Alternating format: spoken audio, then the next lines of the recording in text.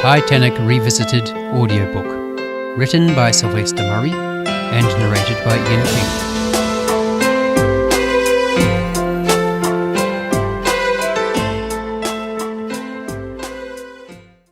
This is one story among the many that may have happened on that tragic night of April 14, 1912, when over 1,500 souls were lost at sea. Some called her the Ship of Dreams. Others called it the Unsinkable Ship.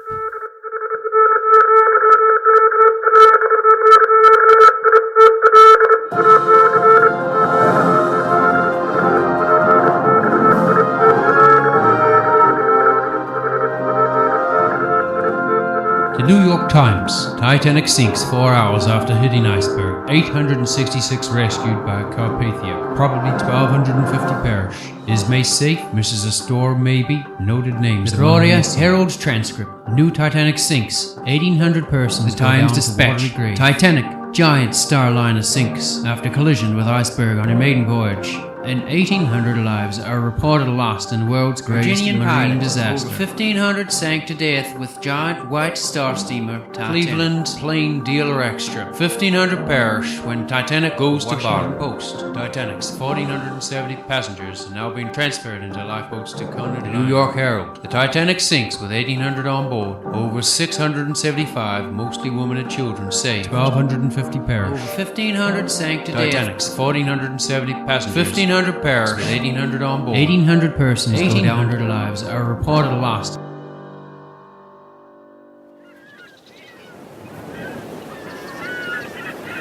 "100 years after Titanic's ill-fated sinking. Southampton Daily News Dispatch. Love poem and photo washes up on bottle in Cooper's Beach, Southampton, New York. A French love poem telling of a love lost was found in a bottle washed up on a beach in Meadow Lane, Southampton.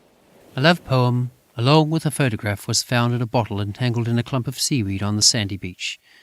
It was discovered by a surfer in Meadow Lane, Southampton, New York. David Hamilton, a young teenager surfer, and his girlfriend were walking along the beach and found the French letter handwritten on a paper and dating back to April 14, 1912. Hamilton told the news media that he tried to translate it using the internet but could only interpret the words relating to love, death, and losing someone. He assumed that it was a suicide note and took it to his high school French teacher for unravelling. It was then pointed out to him that the message was in actuality a love letter written by Adrien Benoit Dubois to his wife Antoinette on the night the Titanic sunk.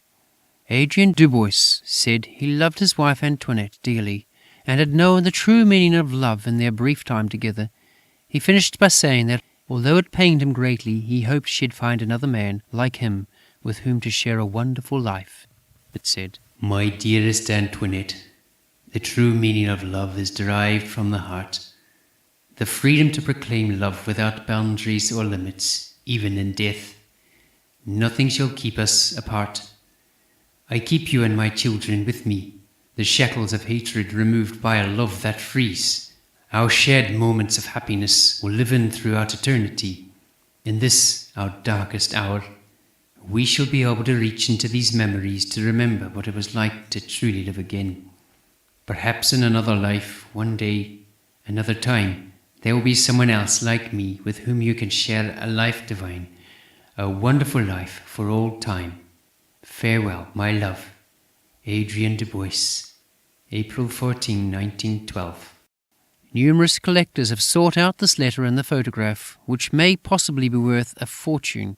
But David Hamilton said he intended to hold on to the letter and the photo, which could have been authentically signed by its composer in that tragic night in April 14, 1912. Titanic Revisited audiobook, written by Sylvester Murray and narrated by Ian King. All rights reserved. This book or any portion thereof may not be reproduced or used in any manner whatsoever without the express written permission of the publisher, except for the use of brief quotations in a book review.